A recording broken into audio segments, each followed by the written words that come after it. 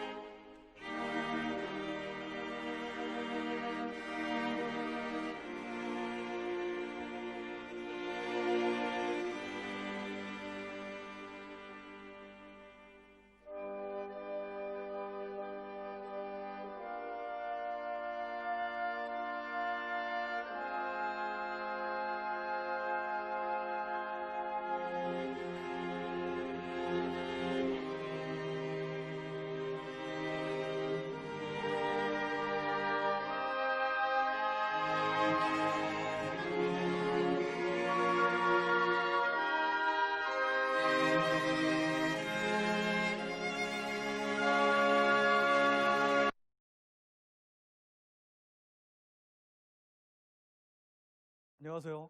네, 오늘은 소프트웨어 스타트업 스케일업 성공 전략에 대해서 발표를 하도록 하겠습니다. 소프트웨어 인재들이 참 많은데요. 소프트웨어 인재들이 세상을 바꾸는 그런 스타트업을 창업을 해서 크게 성공한 케이스들이 많습니다.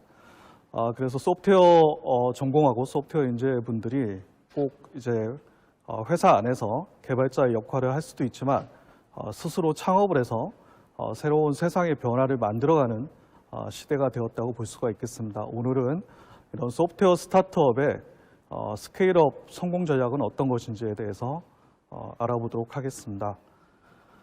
많은 꿈을 갖고 있을 거라고 생각합니다. 여러분들 혹시 어떤 꿈을 지금 갖고 계신가요? 제가 소개하는 분들은 소프트웨어 스타트업으로 창업을 해서 크게 성공한 그런 꿈을 이룬 성공가를 소개를 하도록 하겠습니다. 일론 머스크는 어제 남아공에서 자랐고요. 고등학교 때 캐나다로 이주를 했습니다. 대학교 1학년 때 평생에 이룩하고 싶은 꿈을 세웠다고 합니다. 그 꿈은 크게 세 가지인데요. 한 가지는 인터넷 분야에서 크게 성공하겠다고 했고, 그 다음에는 청정 에너지 분야에서 꿈을 이룩하겠다고 했고, 나머지 하나는 우주 분야에서 그 꿈을 완성하겠다고 했습니다.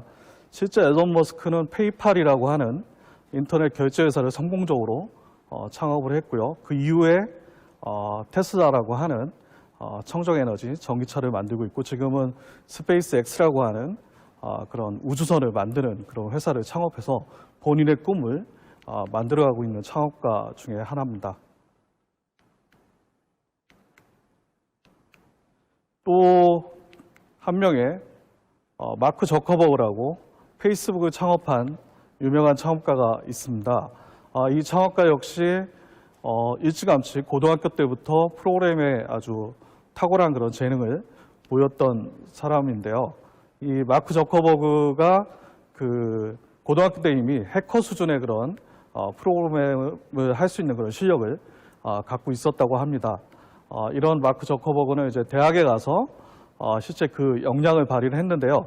가장 첫 번째 한 프로젝트가 이제 여대생 기숙사를 해킹해서 이상형 월드컵이라는 그런 소프트웨어를 만들어서 시작을 했는데, 이 부분이 이제 크게 성공을 시키면서 사람들을 이런 온라인 공간에서 연결을 시키면 새로운 그런 소셜 서비스가 가능할 거라는 그런 생각 아래 페이스북이라고 하는 새로운 서비스를 만들게 되었습니다. 이거 잘 화면이 안 넘어가는데요. 네.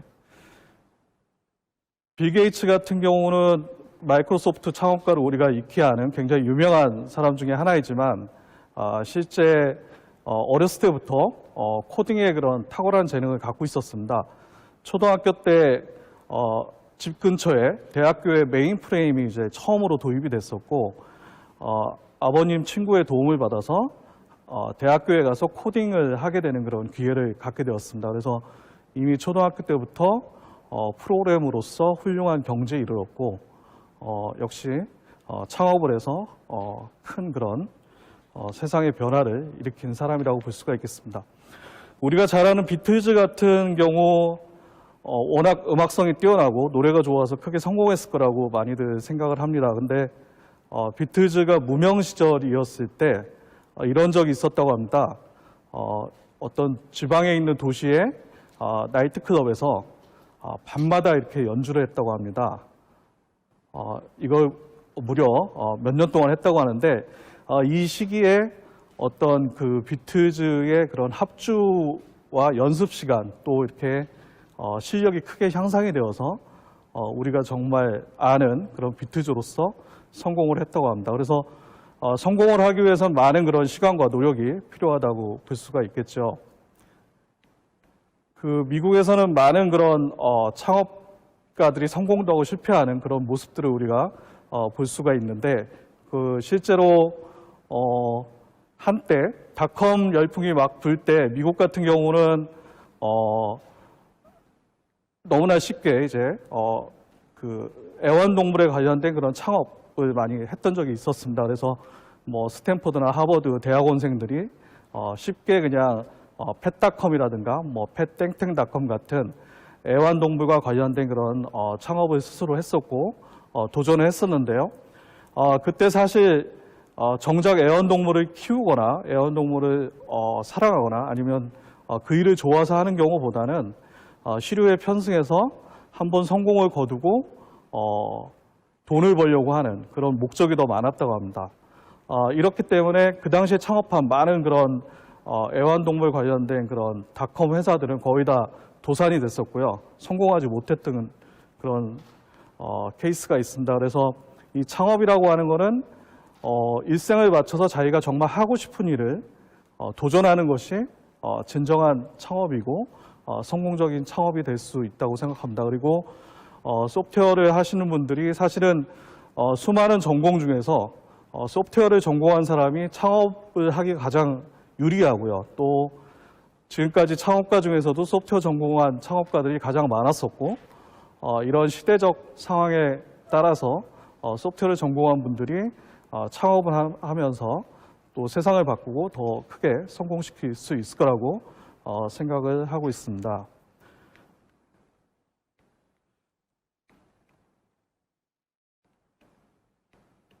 네, 이게 잘 동작이 안 되는데요. 네. 네, 저는 지금 현재 식신이라고 하는 회사를 창업해서 운영을 하고 있습니다.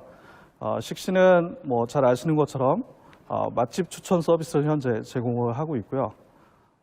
저희의 그런 맛집 추천이 이제 현대 기아 제네시스 그 순정 내비게이션 지도에 보면은 추천 맛집 이렇게 표시가 되어 있습니다. 또 저희가 하는 서비스 중에 하나가 이제 식신 20권이라고 하는 기업 직장인을 대상으로 하는 모바일 전자식권을 현재 제공을 하고 있습니다. 그래서 약 300개 기업의 9만 명 정도의 임직원들이 매일 저희 식신 20권 서비스를 통해서 식사를 하고 계십니다. 저는 원래 이제 KT의 연구원으로 있다가 사례벤처로 이제 창업을 시작하게 됐었고 전자지도로 연구를 하다가 이제 위치기반 서비스 지금의 이제 푸드테크까지 이렇게 오게 되어 있습니다. 식신 같은 경우는 이제 푸드테크 기업 중에 하나인데요. 푸드테크라고 하는 거는 이제 음식과 기술이 만난 그런 새로운 4차 산업이라고 볼 수가 있겠습니다. 그래서 앞으로 많은 그런 변화의 어떤 그 새로운 산업 중에 하나라고 볼 수가 있겠습니다.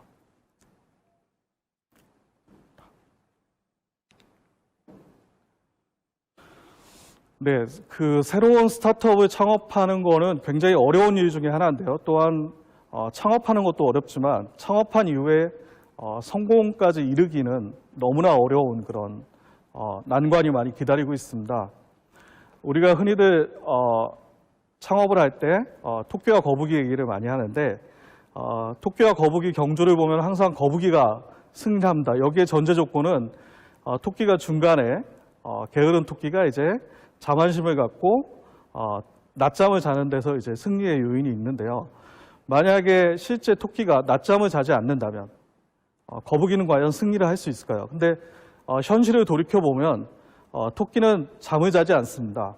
여기서 토끼라고 하는 거는 기존에 굉장히 큰 대기업들을 이야기할 수 있고 거북이라고 하는 거는 이제 막 창업한 스타트업이라고 볼 수가 있겠는데요. 만약에 이런 대기업들이 잠을 자지 않고 더 열심히 일을 한다면 과연 조그맣고 약한 거북이가 스타트업이 어떻게 성공할 수 있을까요? 이렇게 성공하는 전략이 가장 중요한 전략이라고 볼 수가 있겠습니다. 이런 전략 중에 하나 핵심이 이제 스케일업이라고 볼 수가 있는데요. 이 스케일업이라고 하는 거는 어떤 하나의 그런 사업이나 가치나 비즈니스 모델을 2배, 3배 이렇게 키우는 것이 아니고 10배, 30배, 100배 이렇게 키워나가는 거를 스케일업이라고 표현합니다. 그래서 스타트업이 큰 기업으로서 성장하기 위해서는 스케일업이라는 것이 반드시 필요하다고 볼 수가 있겠습니다. 스케일업은 기본적으로 어떤 관리를 효율화해서 만드는 것이 아니고요. 전혀 다른 사고와 접근을 통해서 새로운 혁신을 만들어 가는 것이 스케일업이라고 볼 수가 있겠습니다. 많은 회사들이 이익을 내기 위해서는 가장 쉬운 방법 중에 하나가 비용을 적게 쓰는 거겠죠. 그래서 관리를 효율화시키면은 이익이 나고 사업이 성장하니까 그것이 가장 바람직한 방향이다라고 이야기를 하지만 실제 스케일업이 되기 위해서는 사고를 다르게 하고 접근을 다르게 해서 10배, 100배의 새로운 성장을 만들어내는 것이 가장 중요하다고 볼 수가 있겠습니다. 여러 가지 확장의 사례를 살펴볼 수가 있는데요. 예를 들어서 청바지의 가장 유명한 브랜드인 리바이스가 신사복이나 기성복으로 이제 사업을 확장할 수도 있고요. 또 아이들한테 인기가 많은 맥도날드가 이런 디즈니랜드 같은 테마파크 사업으로 확장할 수도 있겠습니다.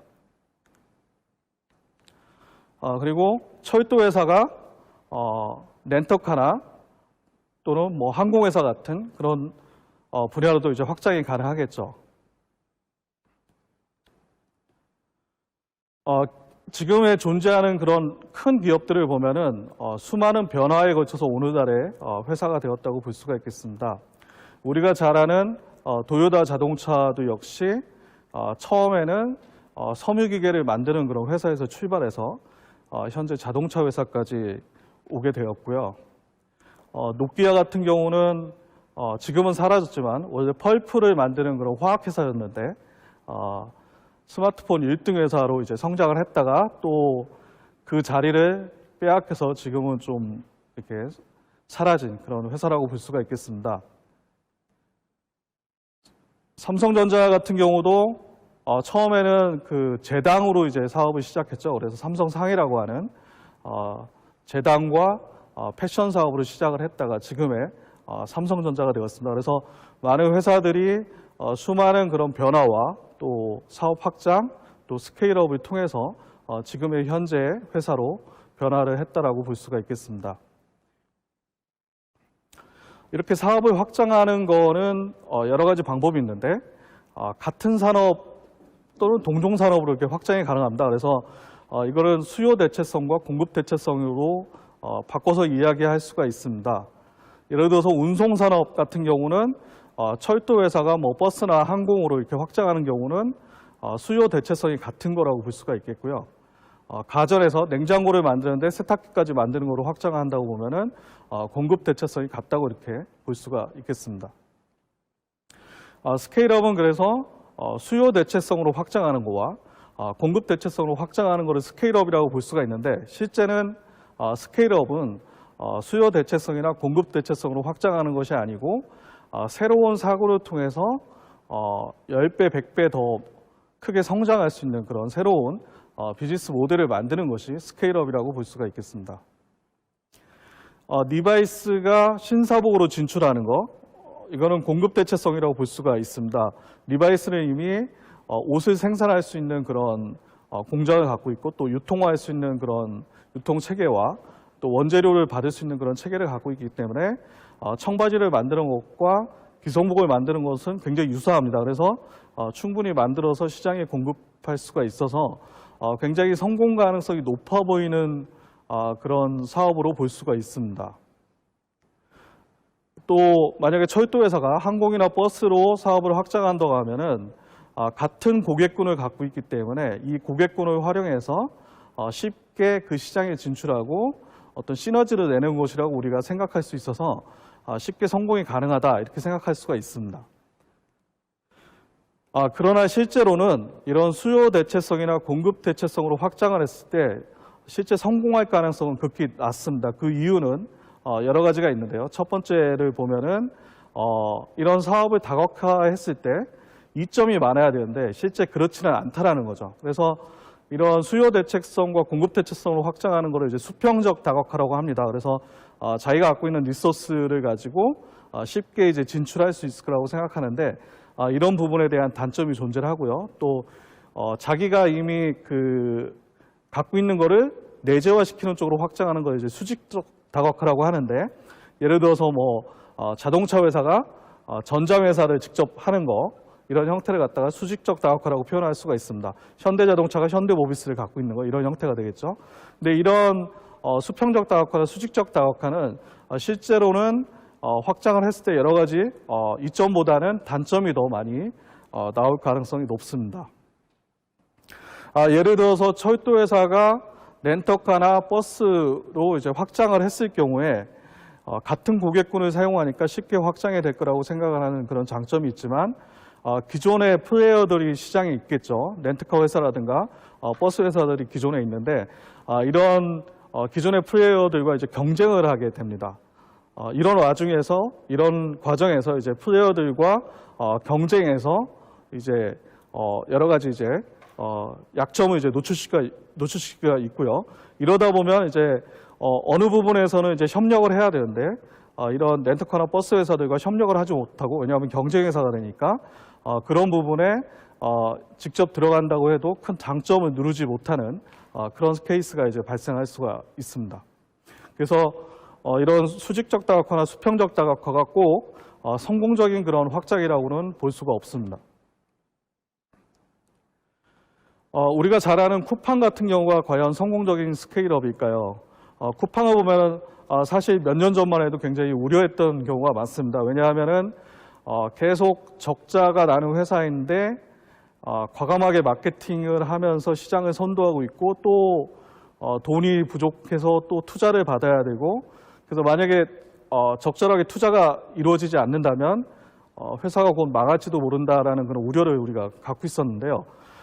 결국은 쿠팡이 이커머스 시장에서 선도업체가 되었고 이커머스 시장에 기존의 유통업체들을 끌어들이는 그런 역할을 했습니다. 그래서 이 쿠팡을 보면은 이런 지속적인 확장이 새로운 프레임을 만들었고 이 프레임에 결국은 오프라인에 있는 유통회사들이 들어옴으로 해서 쿠팡이 만든 전략에 결국은 성공적으로 안착이 되었다고 볼 수가 있겠습니다. 배달민족도 지금 굉장히 규모가 커졌죠. 그래서 또 코로나 이후에 배달 음식이 훨씬 더 커지면서 주문량이 늘어나고 있는 그런 상황인데요. 배달민족 같은 경우도 한 시점에서 이제 고민을 하게 됐습니다. 그래서 수익화를 내는 쪽으로 전략을 바꿀 것인가 아니면 계속 확장을 할 것인가를 이제 고민을 했는데 경영자들은 과감하게 계속 확장하는 쪽으로 이제 선택을 했는데요. 그 요인을 살펴보면은 우리가 마케팅을 투자하고 이런 확장 전략을 했을 때 고객이 더 증가하고 사용량이 더 증가한다면 확장하는 것이 맞다라고 이제 경영자들은 생각을 했습니다. 그래서 수익화를 하는 건 언제든지 우리가 수익화를 할 수 있지만 확장하는 거는 타이밍이 있다. 그래서 이런 확장 전략이 오히려 회사를 더 크게 성공시키는 전략이라고 배달임이 좋은 선택을 했습니다. 야노자 같은 경우도 모텔 서비스를 하면서 이제 크게 성공한 케이스인데요. 어떤 시점에서 오프라인에 과감하게 진출했습니다. 그래서 직접 브랜드를 만들어서 모텔업을 운영하는 오프라인 사업을 하면서 온라인과 오프라인의 강점을 혼용을 하면서 성공적인 그런 사업 비즈니스를 이제 만든 케이스가 있는데요.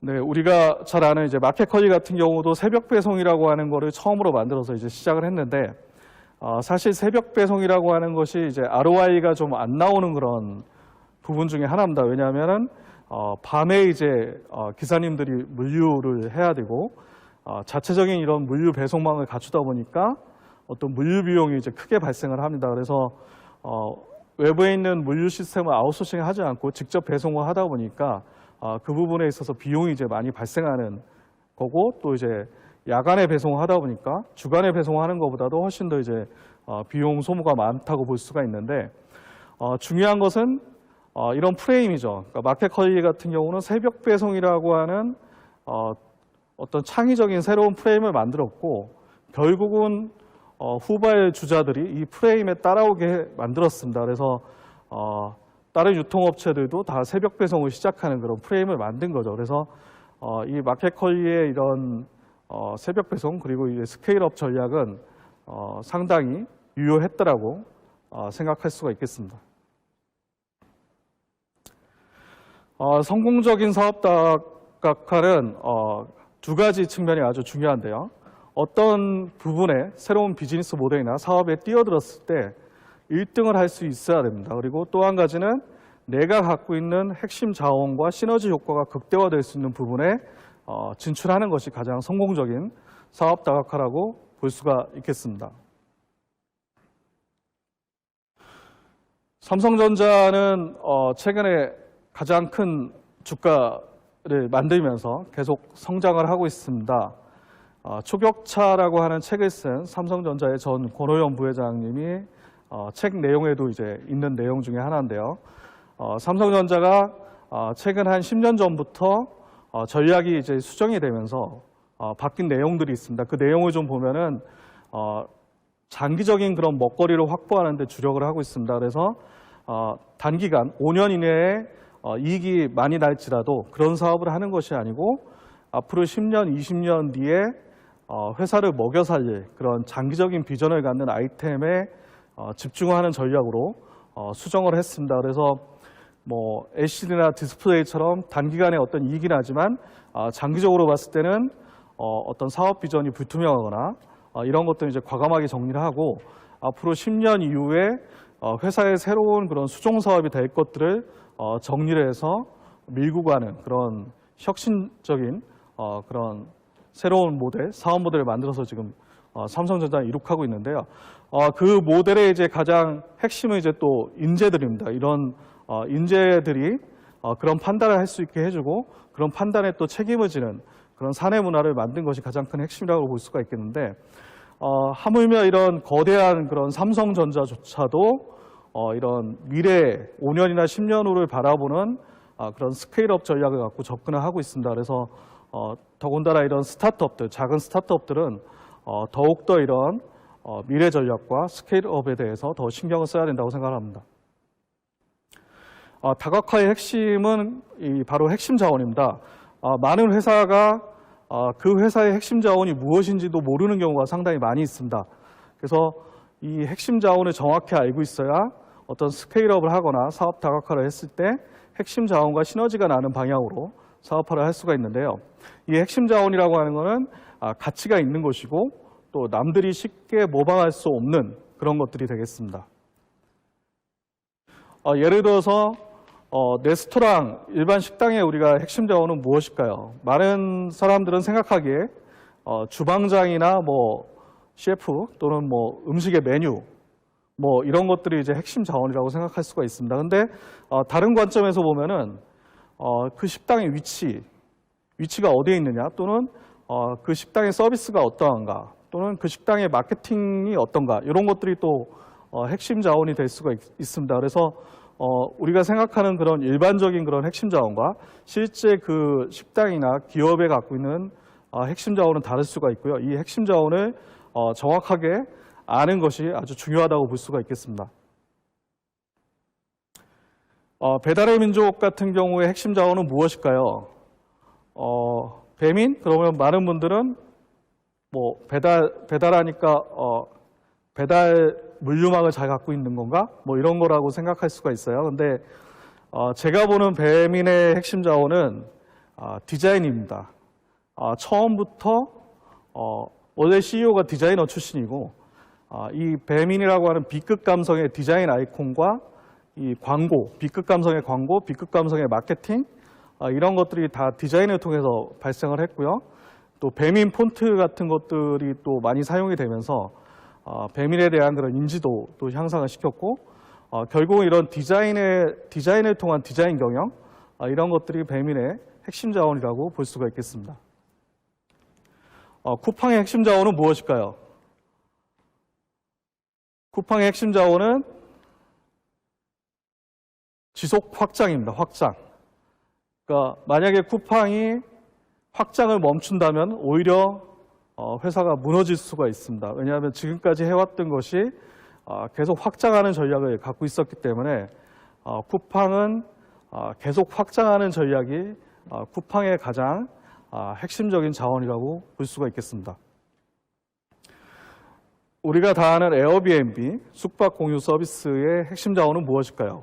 에어비앤비의 핵심 자원은 바로 신뢰입니다. 트러스트라고 하는. 그래서 과거에 이런 숙박을 중개하는 경우에 방을 내어주는 사람과 방을 이용하는 사람의 어떤 신원에 대한 그런 불확실성, 그런 불안감, 뭐 이런 것들이 존재를 했는데 이런 것들을 자체 검증과 리뷰 시스템을 통해서 안정적으로 이제 운영할 수 있게 해주는 그런 시제를 주었기 때문에 쉽게 모르는 집에 가서 잠을 잘 수 있고 또 모르는 사람한테 방을 빌려줄 수 있고 이런 서비스가 가능하게 한 것이죠. 그래서 에어비앤비 공유 서비스의 가장 중요한 특징은 이런 실제를 심어줬다고 볼 수가 있겠습니다.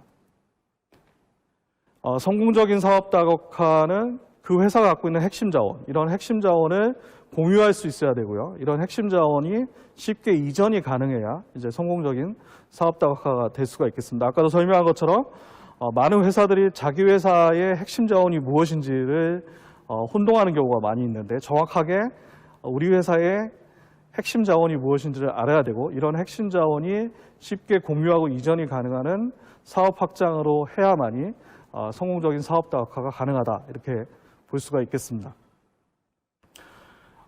또 한 가지 이제 전략적 혁신인데요. 이런 스케일업을 하기 위해서는 새로운 사고, 새로운 혁신이 필요한데 전략적 혁신이라고 하는 거는 게임의 룰을 바꾸는 겁니다. 그래서 내가 새로운 게임의 룰을 만들고 이 새로운 게임의 룰에 경쟁사나 후발 업체가 들어오게 해서 게임을 내 마음대로 하는 거죠. 내 마음대로 게임을 해서 이 게임에서 이기도록 하는 것이 바로 전략적 혁신이라고 볼 수가 있겠습니다.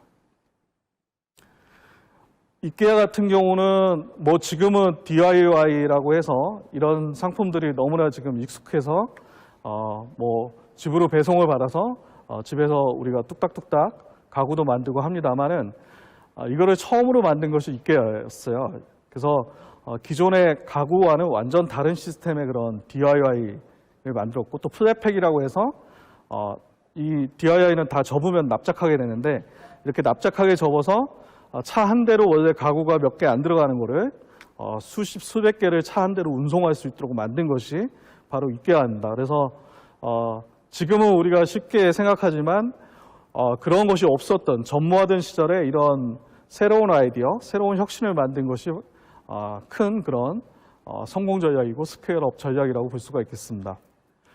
사우스웨스트 같은 경우로 이제 저가 항공이라고 하는 새로운 그런 개념을 만든 회사 중에 하나인데 기존의 어떤 고부가 가치의 서비스에서 실용적인 그런 서비스, 음식이나 이런 것들을 이제 실제 승객이 선택할 수 있도록 하는 다양한 형태를 통해서 하고 또 좌석 배정이나 라운지가 없이 바로 그냥 티켓만 끊으면 승차를 할 수 있도록 하는 그런 시스템을 통해서 새로운 전략을 구사를 한 거죠.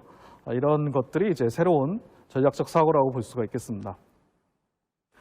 또 스타벅스 같은 경우는 스타벅스를 뭐 음료 회사로 봐야 될지 아니면 IT 회사로 봐야 될지가 혼동스러울 정도로 굉장히 IT나 첨단 분야에 가장 앞서서 투자를 하고 실제 적용을 하는 그런 경우를 우리가 볼 수가 있습니다. 사이렌 오더 같은 그런 시스템부터 또 블록체인까지 이미 적용해서 실제 커피가 유통되는 과정 관리를 하고 있는 그런 회사이고요.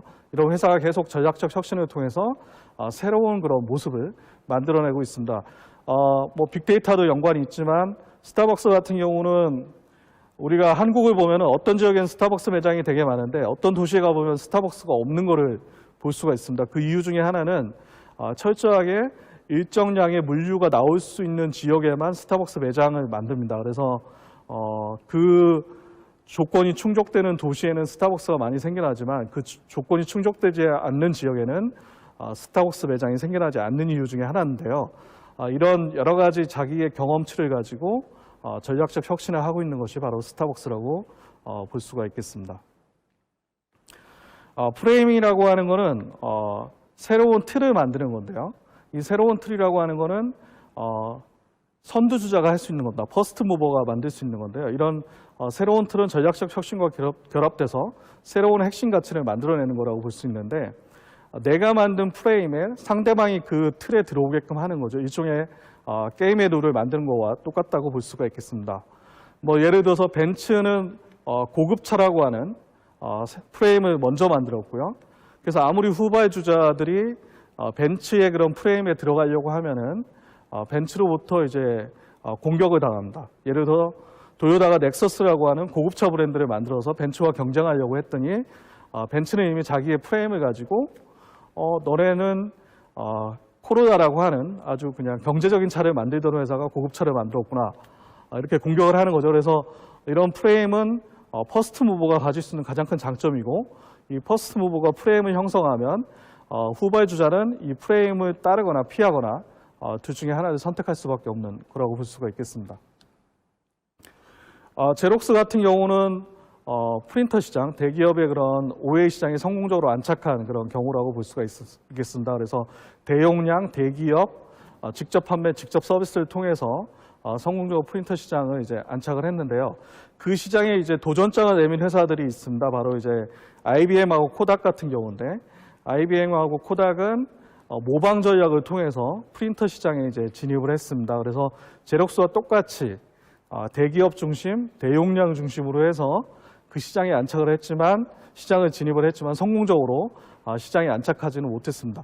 그와 반면에 캐논 같은 경우는 다른 접근 방식으로 시장을 공격을 했는데요. 제록스하고는 완전히 차별화된 부분으로 접근을 시도를 했습니다. 그래서 소용량 또 개인 직접 판매가 아니고 딜러를 통해서 판매를 함으로 해서 판매망과 서비스망을 제록스하고는 전혀 다른 사고로 접근을 했고요. 이런 전략적 접근을 통해서 캐논은 이제 시장에서 성공적으로 안착을 했지만 IBM과 코닥 같은 경우는 시장에서 성공적으로 안착하지 못하는 그런 결과를 만들었습니다. 전략적 혁신을 하는 부분에서 가장 큰 걸림돌은 기업 내부에 있는 그런 문화와 생각인데요. 포크로라고 하는 그런 마음입니다. 바로 이제 관습, 습관 뭐 이런 거라고 이제 표현을 할 수가 있는데 뭐 이런 거죠. 이거 우리 해볼까 그러면 이거 해봤는데 안 돼. 이건 안 돼. 이거 잘 알잖아. 우리는 못하는 거야. 이미 안 돼. 우리는 이걸 할 능력이 없어. 그 시장이 아니야.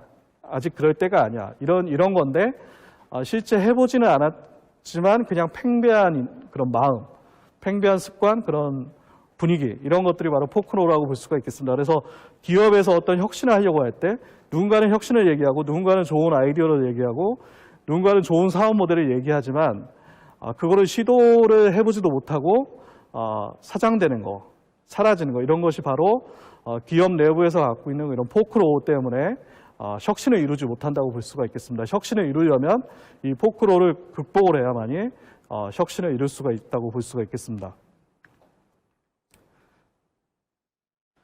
그래서 전략적 혁신이라고 하는 것은 기존의 어떤 관념, 생각, 사고, 송두리째 바꾸고 새롭게 만들어가는 겁니다. 그래서 아예 재정의를 해야 되는 거예요. 그래서 사업을 재정의해야 되고 고객을 재정의해야 되고 제품이나 서비스를 재정의해야 되고 또 운영 방식을 재정의해야 하는 것이 바로 전략적 혁신이라고 볼 수가 있겠습니다. 그래서 지금의 고객은 A 고객군인데 실제 혁신을 하려면은 B 고객군, C 고객군이 될 수도 있는 거고요.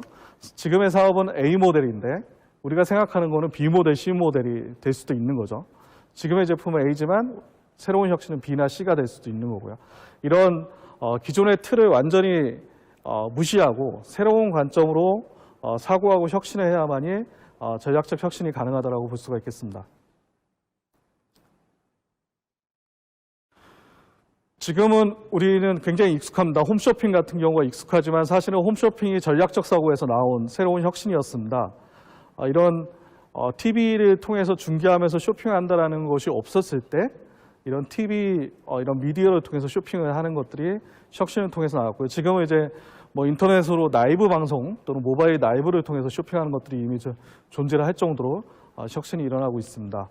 또 신용카드 같은 경우도 지금은 자연스럽지만 사실 카드가 없었던 시절에 신용카드를 만들 때는 굉장한 혁신 중에 하나의 혁신입니다. 그래서 어떤 여신은이라는 개념을 통해서 사용자들이 먼저 쓰게 하고 나중에 후불로 이거를 비용을 차감하게 하는 그런 방식의 신용카드도 역시 새로운 전략적 혁신이었다고 볼 수가 있겠습니다. 사업을 재정의하는 방법은 회사마다 다 다릅니다. 그래서 제품을 재정의할 수도 있고요. 고객을 재정의할 수도 있고요. 또는 어떤 포트폴리오나 R&C를 재정의할 수도 있습니다. 그래서 각각의 회사들이 자기의 어떤 핵심 자원을 잘 이전하고 공유가 가능한 방향으로 사업을 재정의해서 지속적으로 확장하고 또는 변화를 하는 모습을 우리가 계속 살펴볼 수가 있겠습니다. 고객을 재정의하는 많은 회사들이 있습니다. 그래서 캐논 같은 경우도 그렇고요. 캐논 같은 경우는 기존에 이제 기업 대상의 프린트 고객을 개인 대상의 고객으로 확장을 한 경우가 있고요. 그 외에 많은 회사들도 고객을 재정의하면서 새로운 그런 사업 모델이나 비즈니스로 이제 안착을 한 그런 케이스를 우리가 쉽게 살펴볼 수가 있겠습니다. 창업가나 사업가들이 흔히 생각하는 것이 바로 이제 에피파니라는 건데요. 에피파니는 유레카처럼 갑자기 어느 순간 번뜩하는 아이디어로 새로운 제품과 서비스를 만들 거라고 생각하는 겁니다. 근데 실제 세상은 그렇지가 않습니다. 그래서 갑자기 떠오르는 아이디어나 갑자기 떠오르는 사업 모델은 존재할 수가 없고요. 굉장히 오랜 기간 동안 사업 모델이 다듬어지고 또 아이디어가 완성이 되어서 실제 시장에서 그것이 성공을 하는 겁니다.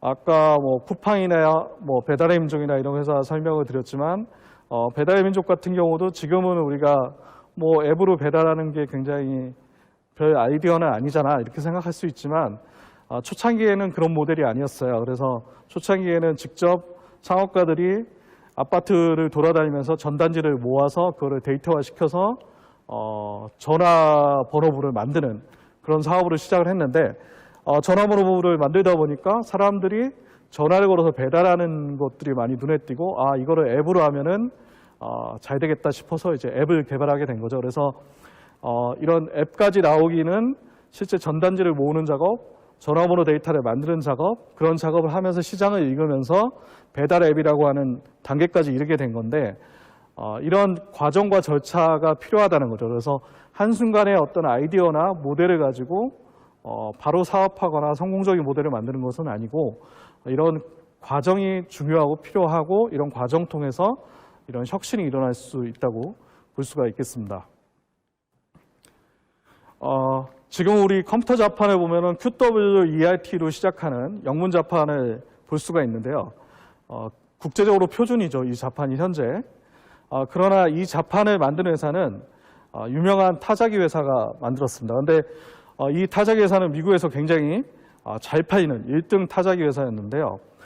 타자기가 너무 많이 팔리고 많이 쓰다 보니까 사람들이 타이핑 속도가 빨라지면서 계속 이제 꼬이는 거죠. 타자기가 고장이 나면서 이제 AS가 너무 많이 들어옵니다. 그래서 이 회사에서는 연구소에 특별하게 지시를 해서 영문 타이핑을 가장 느리게 쓸 수 있는 그런 자판을 만들어 달라고 해서 만든 자판이 오늘날 우리가 가장 대표적으로 쓰는 QWERT 자판인 거죠. 그래서 아이러니하게 가장 느리게 치게끔 만든 자판이지만 가장 많이 쓰는, 이거 외에는 존재하지 않을 정도로 쓰는 그런 자판이 됐습니다. 그래서 흔히들 좋은 기술과 좋은 모델 또는 좋은 아이템만 있으면 성공할 거라고 생각하는데 실제로는 시장은 전혀 그렇지가 않고요.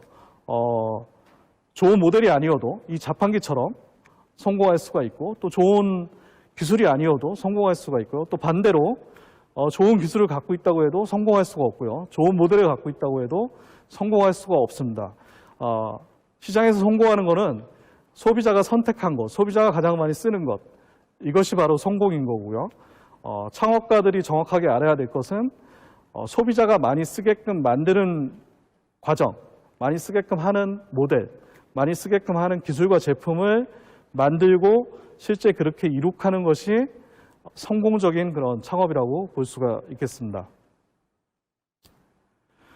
이런 부분에 있어서는 역시 기술 이런 거보다는, 모델보다는 마케팅이라는 것을 또 우리가 무시할 수가 없습니다. 그래서 스타트업이 가장 중요하게 생각해야 되고 신경 쓸 부분은 바로 마케팅이라고 생각이 됩니다. 마케팅 방법 중에 이제 그로스 해킹이라는 방법이 있습니다. 그로스 해킹이라고 하는 거는 이런 IT 플랫폼에 고객을 확대하기 위해서 만든 그런 방법인데요. 이런 다양한 그런 고객군을 모으기 위해서 빅데이터를 활용해서 분석하고 적정한 시점에 적정한 그런 마케팅과 고객 유인 정책, 또 유료화 방법 이런 것들을 적용해서 실제 사업 모델을 성공적으로 정착시키고 성공시키는 그런 모델이라고 볼 수가 있겠습니다. 우리가 3.1운동이 있었습니다. 지금으로부터 100년 전에 있었던 일인데요. 이 당시에 전국의 약 120개 군에서 실제 만세운동이 일어났다고 하고요. 단기간에 전국의 많은 곳에서 이런 만세운동 시위가 이제 일어났었는데요. 이 당시에는 전화라든가 통신, 라디오, 인터넷, 신문 이런 것들이 보급이 안 됐던 그런 시절이었습니다. 근데 100년 전이나 지금이나 똑같이 굉장히 빠른 속도로 전국에 퍼졌고 이런 만세운동이 크게 이제 확산된 그런 케이스를 볼 수가 있습니다. 그래서 왜 이렇게 빠르게 그 당시에 확산이 됐을까 보면은 세 가지 요인이 있었습니다. 한 가지는 철도라고 하는 그런 교통망이 있었습니다. 그래서 철도를 통해서 사람의 왕래가 빠르게 가능할 수 있었고, 두 번째는 종교라고 하는 것이 있었습니다. 그래서 3.1운동에 보면은 민족 지도자 33인이 있었고, 이 지도자가 관련된 그런 종교시설이 마을마다 다 있었습니다. 그래서 마을에서 이제 쉽게 이런 3.1운동을 전파할 수 있었던 그런 계기가 됐었고요. 세 번째는 학생들이 있었는데, 유관순 의사 같은 이런 학생들이 실제 5일장마다 3.1운동을 기획하고 전파시키는 그런 핵심적인 역할을 한 거죠. 그래서 이런 세 가지 핵심 요인이 있었기 때문에 100년 전이었지만 지금하고 전혀 다르지 않는 그런 확산 효과를 만들어냈다고 볼 수가 있겠습니다. 캐나다에 유명한 승무원이 한 명이 있습니다. 게탄 듀가스라고 하는 승무원이 있는데, 이 승무원은 어느 날부터 매일 밤 나이트에 가서 남자를 이제 꼬셔서, 남자였습니다. 남자 승무원인데 잠자리를 했는데요. 그래서 1년에 약 거의 200명 가까운 새로운 사람과 잠자리를 했다고 합니다. 동성애자들하고. 그래서 10년 동안 약 2,000명 정도의 그런 동성애자들과 잠자리를 했는데, 이 게탄 듀가스가 이제 자기가 에이즈에 걸린 걸 알고 이런 행동을 했다고 합니다. 그래서 이 당시에 이제 북미에서 약 20만 명에 달하는 에이즈 환자가 발생했는데, 20만 명을 조사를 해보면 대부분 게탄 듀가스와 첫 번째 접촉을 했거나 아니면은 접촉한 사람과 접촉을 했거나 접촉한 사람과 접촉한 사람 또는 접촉한 사람과 접촉을 했거나, 어쨌든 게탄 듀가스에 연관된 그런 확산된 사람들이 상당히 많이 있었다는 거죠. 한 사람의 힘으로 오프라인에서 실제 20만 명한테 영향을 끼친 그런 사람 중에 하나라고 볼 수가 있겠습니다. 지금은 우리가 온라인으로 다 연결돼 있죠. 그래서 온라인으로 빠르게 정보가 전달되는 그런 시대인데요. 오프라인에서도 이렇게 혼자 20만 명한테 영향을 끼칠 수가 있는데 온라인에서는 이제 수억 명한테도 우리가 영향을 끼칠 수 있는 그런 시대라고 봐야 될 것 같습니다. 페이스북 같은 거를 보면은 페이스북에 글을 썼을 때 제 팔로워가 1000명이라면 1000명이 그 글을 볼 수가 있고요. 그 1000명이 저의 글을 퍼나져서 한 번 더 게시를 한다 그러면은 1000명에 1000명이죠. 1000명에 1000명이 볼 수 있으니까 100만 명이 볼 수 있고 그 단계가 한 번 더 나간다 그러면은 10억에 관한 10억 명이 이제 저의 글을 볼 수가 있습니다. 그래서 이런 사회 연결망을 통한 확산 속도는 굉장히 빠르다고 볼 수가 있겠습니다. 그래서 모든 이런 연결망은 인터넷 백본망처럼 이제 구성되어 있습니다. 그래서 이런 연결망들을 보면은 빈익빈 부익부를 갖고 있는데 세상의 이치하고 똑같습니다. 그래서 누군가는 굉장히 많은 연결선을 갖고 있고 누구는 그렇지 않게 되어 있는 거죠. 대다수는 연결선이 적지만 특정한 허브는 굉장히 연결선이 많은 그런 구조를 갖고 있다고 볼 수가 있겠습니다.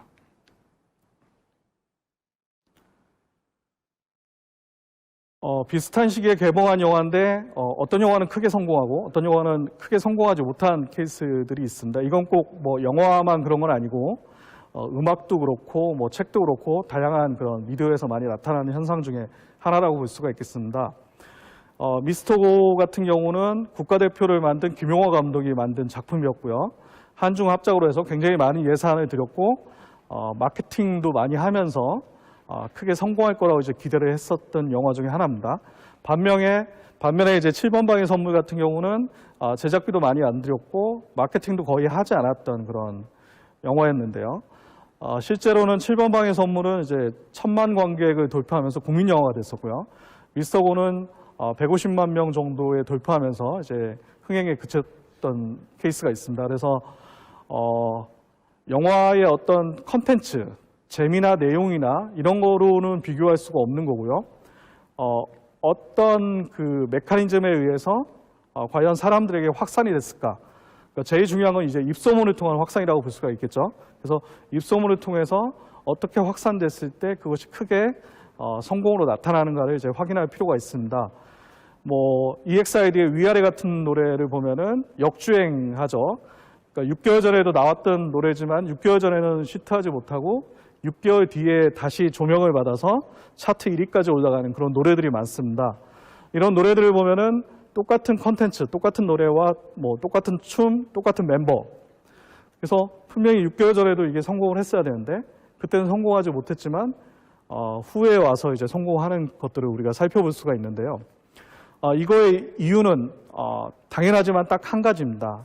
그 한 가지는 바로 사람들에게 노출이 되었는가 아닌가인 거죠. 그래서 우리가 걸그룹을 뭐 아이돌 그룹을 많이 안다고 생각하지만 사실은 많이 모릅니다.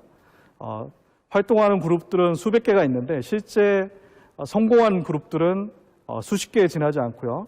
우리가 인지하고 있는 그룹들은 수십 개에 지나지 않는 거죠. 근데 나머지 90% 이상은 사실은 우리한테 노출이 안 되기 때문에 그 노래를 들어볼 수도 없고 그 멤버들을 알 수도 없습니다. 우리한테 노출이 되어야만 우리는 인지를 하게 되는 거고요. 좋은 노래라고 하더라도 수면 위로 올라와야만이 우리가 인지를 할 수 있게 됐고, 그래서 마케팅에서 가장 중요한 거는 사람들이 인지할 수 있게끔 하는 수준까지 확산을 시켜줘야 되는 거죠. 이게 뭐 티핑 포인트라든가 인계점이라든가 크리티컬 매스라든가 다 똑같은 표현인데 이 표현은 뭐냐면 우리가 어떤 제품, 어떤 서비스를 만들든지 그 적정 시점, 사람들이 인지할 수 있는 시점까지 확산이 돼야만이 그 다음에 성공적인 그런 마케팅이 일어날 수 있다라고 볼 수가 있겠습니다. 강남스타일 같은 경우가 원래 한국 토종 가수였는데 한순간에 세계적으로 유명한 그런 노래가 됐고 또 싸이가 유명한 가수가 됐습니다. 이 핵심 포인트를 보면은 이 허브라는 것이 존재를 하는데요. 가장 결정적으로 영향을 끼친 사람은 미국의 음반 제작자 스쿠트 브로운이라고 하는 음반 제작자인데 이 음반 제작자가 어느 날 우연히 강남스타일의 뮤직비디오를 보고 크게 놀라면서 트위터에다가 글을 남겼습니다. 그래서 이 스쿠트 브로운의 팔로워들이 수천만 명이 됐었는데 이 수천만 명들이 강남 스타일을 알게 됐고 미국에서 갑자기 한순간에 새로운 스타로 또 새로운 음악으로 이제 성공하게 됐는데요. 중요한 거는 이제 스콧 브라운이 어떻게 강남 스타일을 알게 되었을까가 가장 중요합니다. 그거는 바로 이제 혁신적인 허브라는 것이 존재하는데요. 이 강남 스타일이 춤이 재밌고 뮤직비디오가 재밌다 보니까 많은 패러디 영상들이 등장을 하게 된 거죠. 그래서 러시아, 독일, 브라질 뭐 이런 데서 비슷한 그런 패러디 영상들이 존재했고 이런 것들이 이제 퍼져나기 시작하게 된 겁니다. 그래서 이런 부분에 어느 순간 우연히 스콧 브라운이 이 뮤직비디오를 보게 됐고 그래서 결정적으로 이제 크게 확산시킨 계기가 됐는데 만약에 이런 패러디 영상을 만든 혁신적인 허브들이 없었다면 스콧 브라운도 강남 스타일을 볼 수가 없었겠죠. 그래서 어떤 제품이나 이런 새로운 모델 서비스가 확산되기 위해서는 이 혁신적인 허브와 이런 추종자 허브 두 가지가 다 필요하다라고 볼 수가 있겠습니다. 우리가 흔히 보는 것 중에 철새들의 군무를 이제 많이 볼 수가 있는데요. 수천 수만 마리의 새들이 떼를 지어서 이동하면서도 일사불란하게 자기가 원하는 지역으로 가는 것들을 아마 볼 수가 있겠습니다. 이 새들이 뭐 통신하거나 뭐 무전기를 갖거나 뭐 이러지는 않죠. 근데 어떤 그 안에 리더의 명령, 뭐 리더의 움직임에 따라서 철새들이 함께 이렇게 이동하는 모습을 일사불란하게 이동하는 모습을 우리가 확인할 수가 있는데 이런 그 동물들은 이제 그룹 행동이라고 하는 어떤 행동 메커니즘이 있습니다. 그래서 동물들이 이제 자기들을 스스로 보호하기 위해서 중앙으로 이제 모이려고 하는 그런 습성, 또 어떤 리더의 움직임에 따라서 움직이려고 하는 그런 습성, 이런 몇 가지 그런 무리 행동이 이제 존재를 하게 되는데 이런 무리 행동이 하나의 자기 조직화를 만들어내는 거죠. 그러니까 철새의 군무를 보면은 이런 집단 행동, 무리 행동이 스스로를 움직이게 해서 창발적인 그런 모습을 만들어내는 것을 볼 수가 있습니다. 그래서 어떤 조직이나 사회든지 이런 무리 행동이 다 존재를 하는데요. 인간 사회도 마찬가지고요. 외부 자극에 의해서 일정 부분 견디다가 그 자극을 결국은 수용을 하면서 자체적으로 이제 자기 조직화를 이루게 됩니다. 이렇게 자기 조직화를 이루는 과정을 이제 새로운 그런 그 복잡계 또는 창발 이렇게 볼 수가 있습니다. 그래서 흔히들 얘기하는 것처럼 어떤 일정 시점이 넘어가는 순간 자기 조직화를 이루는 것, 마케팅에서도 마찬가지인데요. 그래서 새로운 혁신적인 제품이나 서비스가 시장에 들어왔을 때 어느 시점이 넘어가는 순간 시장이나 사회가 자기 조직화가 되면서 이것이 이제 본격적으로 확산되는 과정에 이를 수가 있습니다. 그래서 이런 메커니즘을 잘 활용하는 것이 스타트업의 어떤 마케팅의 큰 핵심이라고 볼 수가 있겠습니다. 그로스 해킹 사례는 여러 군데에서 찾아볼 수가 있는데요.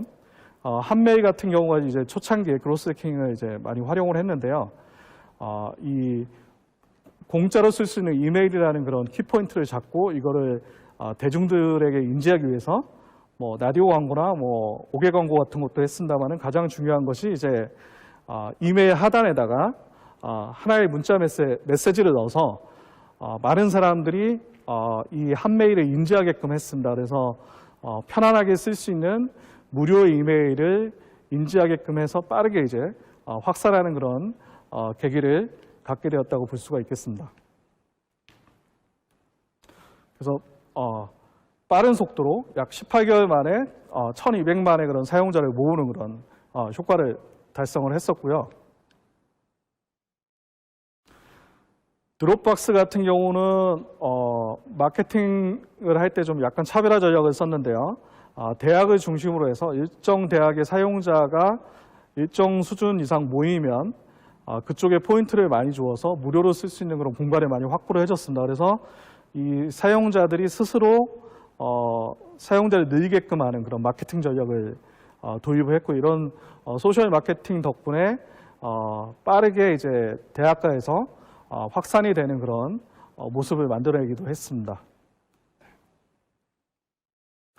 링크드인 같은 경우는 뭐 많이 쓰시고 계십니다만은 이메일을 통한 이제 정보 전달에 이제 초점을 뒀고요. 사용자들이 메일함을 열었을 때 가장 눈에 띄는 클릭을 많이 하는 공간이 세 번째, 네 번째 위치한 줄에 있는 이메일이라고 데이터 분석을 통해서 사용자가 열어보는 시간대를 이제 평균을 내서 그 시간대에 맞게끔 이메일의 발송 시간을 최적화시키는 그런 전략을 통해서 많은 사용자들이 링크드인에서 나온 메일을 인식할 수 있게 하고 그걸 클릭할 수 있게끔 하는 그런 전략을 구사를 해서 성공적으로 이제 확장을 할 수가 있었습니다. 네. 이런 그 여러 가지 방법들이 이제 그로스 해킹이라는 방법인데요. 그로스 해킹을 보면은 처음에는 이제 관심을 기울이게 하고 사용을 하게, 활동을 하게 하고 재방문을 하게끔 계속 사용하게끔 만들고 거기에 비용을 지불하고 남에게 추천을 해주는 이런 과정을 일련된 과정이라고 볼 수가 있는데 이 처음에 인지하고 사용하고 재방문하고 돈을 쓰고 추천까지 하는 이 과정을 만들어내는 것이 그로스 해킹의 기본적인 기법이고 각 단계를 올라갈 때 어떤 시점에서 어떻게 마케팅을 해야 되고 어떤 사용자의 그런 가려움을 해소를 시켜줘야 되나 이런 것들을 사용자의 그런 빅데이터 분석을 통해서 적절하게 시의적절하게 공급하는 것이 바로 그로스 해킹의 핵심적인 방법이라고 볼 수가 있겠습니다. 그래서 이런 그 깔때기 모양을 볼 수가 있는데 대다수 사용자가 게임도 마찬가지고 여러 플랫폼 서비스도 마찬가지인데 인지하고 있으면서 실제 서비스를 결제하거나 비용을 지불하기까지는 많은 단계가 필요하고 그런 단계에서 많은 사용자들을 기꺼이 플랫폼에서 비용을 쓰게끔 하는 단계로 만드는 것이 그로스 해킹에서 가장 중요한 핵심적인 포인트라고 볼 수가 있겠습니다. 그래서 성공적인 소프트웨어 플랫폼 조건은 기존에 존재하는 그런 사업 모델에 이런 소프트웨어 플랫폼을 연결을 시켜서 만들어가는 건데요. 어떤 오프라인에 존재하는 수요와 공급의 불균형을 해결하거나 또는 오프라인의 한계를 온라인을 통해서 극복을 해주거나 또 온라인을 했을 때 어떤 이점이 발생하는 것 이런 것들이 바로 가장 중요한 성공적인 소프트웨어 플랫폼의 조건이라고 볼 수가 있겠습니다. 이런 성공적인 소프트웨어 플랫폼을 하기 위해서는 이제 파괴적 혁신이 일어나는데요. 대부분 성공한 그런 소프트웨어 플랫폼을 보면은 기존의 오프라인 시장과 충돌이 일어납니다. 왜냐하면 오프라인에서 이미 존재했던 산업을 온라인 소프트웨어 플랫폼을 통해서 새롭게 접근하기 때문에 기존의 오프라인 산업과 이제 충돌이 발생하는데 이런 충돌이 발생하는 것이 바로 파괴적 혁신이라고 볼 수가 있고요. 그거를 또 현명하게 잘 해결하는 것이 중요한 포인트라고 볼 수가 있겠습니다. 이런 파괴적 혁신의 유형을 보면은 크게 세 가지로 나눠서 볼 수가 있는데 시장 파괴형이 있고 시장 조화형, 시장 틈새형 이렇게 설명할 수가 있겠습니다. 푸드테크 분야에서 국한해서 설명을 드리면 시장 파괴형 같은 경우는 온라인 식품 또는 뭐 식품 직거래 이런 것들이 해당되는데요. 왜냐하면 기존에 이제 오프라인에서 이미 식품 거래가 있었는데 그걸 온라인을 통해서 판매를 한다든가 중간에 유통 단계를 줄이고 생산자와 소비자를 직거래 시킨다든가 아니면 소고기 대신에 인공 소고기를 만든다든가 가짜 계란을 만든다든가 이런 것들이 이제 기존의 시장을 파괴하는 새로운 형태의 파괴적 혁신의 유형이라고 볼 수가 있고요. 시장 조화형 같은 경우는 기존 시장을 무너뜨리지 않으면서 함께 공생할 수 있는 형태를 갖다가 의미를 합니다. 그래서 가장 흔한 예로 이제 배달 같은 경우가 됐죠. 배달 같은 경우는 오히려 식당의 매출을 도와주는 그런 역할을 하고 있습니다. 그래서 배달이라든가 뭐 맛집 추천이라든가 예약이라든가 뭐 스마트팜이라든가 이런 것들은 시장과 조화를 하면서 생태계를 만들어가는 형태라고 볼 수가 있고요. 시장 틈새형은 기존의 오프라인에는 없었지만은 온라인을 통해서 새롭게 나타난 그런 새로운 모델을 의미를 하고 있습니다. 그래서 모바일 식권이라든가 뭐 HMR이라든가 뭐 노분 요리사 이런 것들이 이제 새로운 틈새형 상품이라고 볼 수가 있는데 그래서 어떤 비즈니스 모델이든지 기존의 오프라인이 인더스트리가 존재를 하게 돼 있고 그 인더스트리에서 시장 파괴형 모델을 갖고 갈지 시장 조화형 모델을 갖고 갈지 시장 틈새형 모델을 갖고 갈지를 선정을 해야 되고요. 이런 것들이 가장 시장과 충돌을 잘 피하면서 효과적인 소프트웨어 플랫폼을 안착시키고 성공하는 그런 요인이 될 거라고 생각합니다. 이런 성공적인 스타트업을 만들기 위해서는 여러 가지가 중요한데 크게 일단은 6가지가 중요하다고 생각합니다. 그래서 첫 번째는 이제 발품을 팔아라인데요.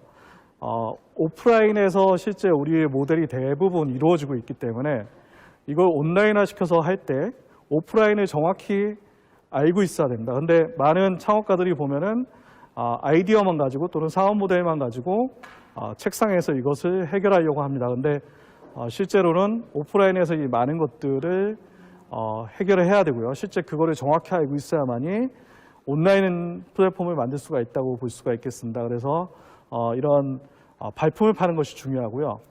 또 초기 스타트업이기 때문에 마케팅에 비용을 쓸 수가 없습니다. 그래서 오히려 이슈를 대게 해서 자연스럽게 마케팅이 일어나게 하는 거죠. 우버 같은 경우가 우버를 한국에서 이용하지 않지만 대부분은 우버에 대해서 알고 있습니다. 그만큼 이제 이슈가 많이 됐었고요. 그리고 아까 얘기했지만 프레임을 만들어서 후발주자와 차별화시키고 자기 프레임으로 이끄는 것, 그다음에 혼자 다 하려고 하지 말고 상생과 공존을 통해서 하는 것이 중요하다고 봅니다. 6개의 쌍디귿 법칙은 이제 제가 만든 건데요. 이게 창업할 때 가장 중요하다고 생각했습니다. 그래서 전문성과 타임 투 마켓, 그다음에 성실하게 임하는 것, 그다음에 불굴의 도전 정신, 그리고 뚱딴지처럼 창의적인 생각, 그리고 함께 공동체 의식을 갖고 함께하는 것. 이 6가지가 성공적인 창업을 위해서는 가장 필요한 핵심이라고 생각을 하고 있습니다. 그리고 마지막으로 소프트웨어 창업가들, 소프트웨어 플랫폼을 창업하는 창업가들을 위해서 한마디 더 하고 마치도록 하겠습니다. 네임메이커라고 인디언 기후사가 있는데 인디안 기후제는 실패한 적이 없다고 합니다. 그 이유 중에 하나는 비가 올 때까지 제사를 지내는 거죠. 비가 오면 성공을 한 거니까 뭐 6개월이든 1년이든 2년이든 그래서 창업을 한다는 것은 굉장히 어렵지만 한번 창업을 했을 때는 끝까지 해서 꼭 성공을 하는 것이 중요하다고 생각합니다. 그래서 소프트웨어 많은 인재들이 있고 또 소프트웨어 전공한 분들이 계시지만 창업이라는 것을 통해서 새로운 그런 소프트웨어로 인한 소프트웨어를 위한 새로운 변화의 세상을 만들어갈 수 있을 거라고 생각하고 있고요. 그런 도전에 여러 소프트웨어 인재들이 함께 참여하면 좋겠습니다. 네, 여기까지 하겠습니다. 감사합니다.